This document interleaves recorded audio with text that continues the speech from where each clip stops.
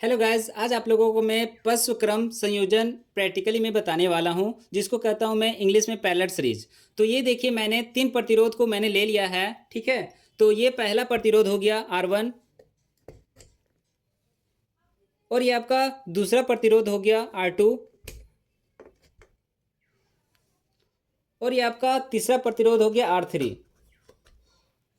अब आप लोग पढ़े होंगे सभी प्रतिरोध के पहला दूसरा तीसरा, तो सभी प्रतिरोध के पहले सिरे को एक साथ मैं क्या कर रहा हूँ, जोड़ दे रहा हूँ। तो सभी प्रतिरोध के पहले सिरे को एक साथ जोड़ दिया जाए, तो मैंने जोड़ दिया। और सभी प्रतिरोध के दूसरे सिरे को एक साथ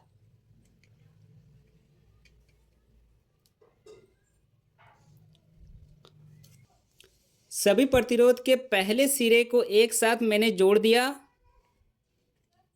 सभी प्रतिरोध के पहले सिरे को एक साथ और सभी प्रतिरोध के दूसरे सिरे को एक साथ मैंने जोड़ दिया। तब ये समूहन जो बनकर आपका तैयार हो गया, इसी को कहा जाता है पैरेलल सीरीज यानी समानांतर क्रम समूहन। तो मैंने इसे चालक तार से भी मैंने इसे कनेक्ट कर दिया है। तो ये आपके सामने जो बनकर तैयार हो गया, इसी को कहा जाता है पश्च क्रम संयोजन पैरेलल सीरीज। तो आप बुक में पढ़े होंगे कि सभी प्रतिरोध के पहले सिरे को एक साथ और सभी प्रतिरोध के दूसरे सिरे को एक साथ जोड़ दिया जाता है। तो जो समूहन आपका तैयार होता है उसे क्या कहते हैं, आपको पैरेलल सीरीज यानी समानांतर क्रम समूहन, जिसको और दूसरा नाम क्या बोला जाता है, पश्च क्रम संयोजन। तो अब मैं इसे आपको दिखाने वाला हूं प्रैक्टिकली। ओके, तो अब मैंने इसे चालक तार से भी मैंने कनेक्ट कर दिया है। ये देखिए और ये देखिए, और ये आपका इसका क्या है, मैंने स्विच अब मैं इसके ऊपर देने वाले हूं। ये मेरा पश्च क्रम सीरीज आपका तैयार हो गया, समानांतर क्रम मैंने आपको तैयार कर दिया। अब मैं इसको टेस्टिंग करने वाला हूं। तो ये देखिए, पश्च क्रम संयोजन आपका अच्छी तरीका से काम करने लगा। ओके, तो इसी को कहा जाता है पश्च क्रम संयोजन, जिसको समानांतर क्रम कहते हैं और इंग्लिश में कहा जाता है क्या, पैरेलल सीरीज। और आपके एग्जाम में ये क्वेश्चन आता है कि अपने घरों में श्रेणी क्रम समूहन ना करके पश्च क्रम समूहन करने से क्या लाभ है। तो आपको मैं बताना चाहता हूं कि अगर श्रेणी क्रम समूहन के जगह पर पश्च क्रम समूहन अगर किया जाए तो क्या होगा कि ये उपकरण जो इस तरह से काम कर रहा, तो सबसे पहला लाभ यह है, अगर पश्च क्रम समूहन किया जाए तो एक उपकरण खराब होने से सभी उपकरण इसी तरह से काम करेगा। ओके, तो ये देखिए, ये उपकरण को मैं फ्यूज करना चाहता हूं। जैसे मैं निकाल दूंगा तो क्या ये उपकरण आपका जलते ही रहेगा? चलिए मैं देखता हूं। इस तरह से ये तो बहुत ज्यादा गर्म हो गया, जिस कारण मैं इसे हेल्प ले लेता हूं। बहुत ज्यादा हीट हो गया है, तो चलिए मैं इसको अब निकाल दे रहा हूं। तो ये देखिए, मैंने इसे क्या कर दिया, अब मैंने इसे निकाल दिया। तो ये उपकरण इसी तरह से काम कर रहा। तो श्रेणी क्रम में ये आपका काम नहीं करता, क्योंकि श्रेणी क्रम में एक बल्ब खराब होने से सभी बल्ब क्या हो जाता, बंद हो जाता। ओके, और पश्च क्रम संयोजन में आपका एक बल्ब खराब होने से सभी बल्ब काम अच्छी तरीका से करता है।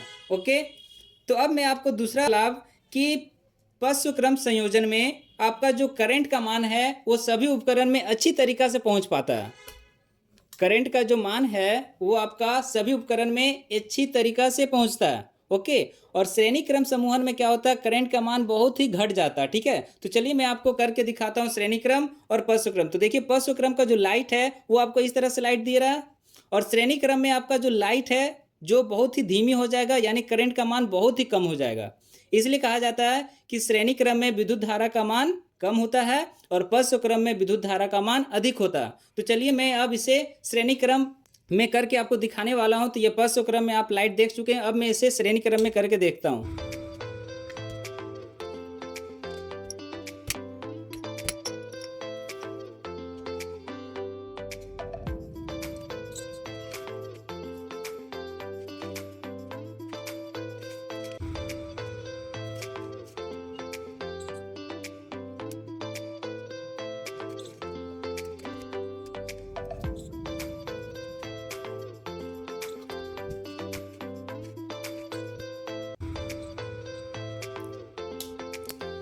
तो ये देखिए मैंने इसे श्रेणी क्रम में सजा दिया है, ये कनेक्ट कर दिया चालक तार को इससे और सब श्रेणी क्रम में, ठीक है। तो ये देखिए इसमें जो विद्युत धारा का मान है वो बहुत ही कम हो जाएगा। देखिए ये जो बल्ब है एकदम धीमी में जलेगा, ठीक है। तो चलिए मैं दिखाने वाला, देखिए अब इसका जो लाइटिंग है वो कितना विद्युत धारा का मान घट गया, ठीक है। तो इसी तरह मैं आपको समझाने वाला हूं कि श्रेणी क्रम में विद्युत धारा का मान बहुत ही कम होता है और पश्च क्रम में विद्युत धारा का मान अधिक होता है, जो आपने पहले वीडियो में देखे हैं।